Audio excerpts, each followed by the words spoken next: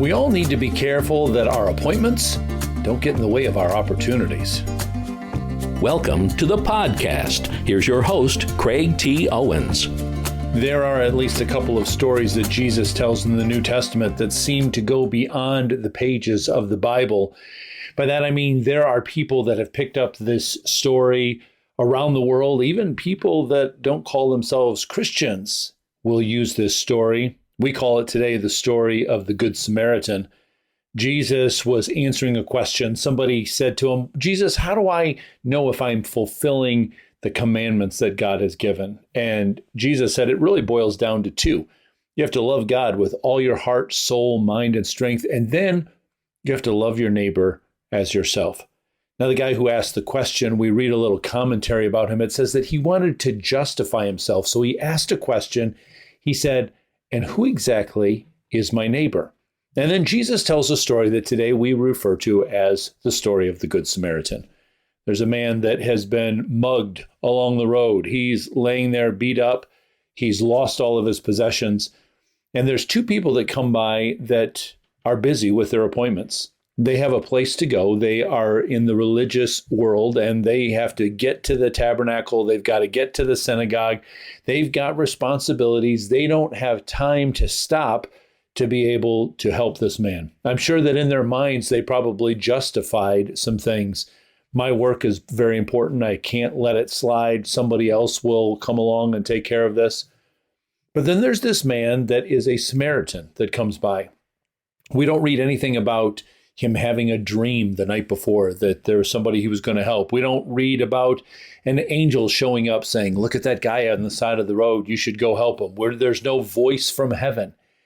Jesus simply says that the guy's heart went out towards this one who had been wounded, and he went over and helped him. Now, based on what we know about this Samaritan, I don't think he was out just for a casual stroll. I would say that he might be some kind of a merchant, some kind of a salesperson, because he has supplies with him on his donkey, and he apparently makes some kind of a regular circuit because he goes over to the guy who's injured, and he takes care of his needs, puts him on his donkey, takes him to an inn, and he says to the innkeeper, here, I'm going to give you some money now to take care of this guy, but when I come back, I'll give you more money if it's necessary. It sounds like it was a regular cycle for him. I think that the Samaritan got up in the morning and was as busy as those religious leaders were as well. He had appointments. He had his day planned out. And yet, when he saw that man on the side of the road and his heart went out to him, he said, in the scope of all the things that I need to do, I think that this is more important.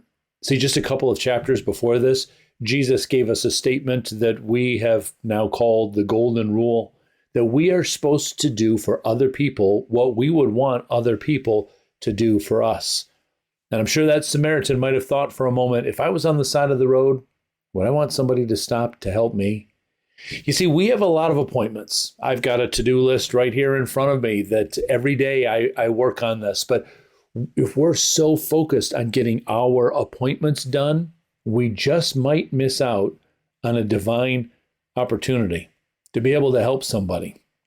See, what that Samaritan did helped fulfill the story of what Jesus was telling somebody who loved God and somebody who loved their neighbor. So much so that they put God's agenda, their neighbor's needs, ahead of their own to-do list, of their own appointments.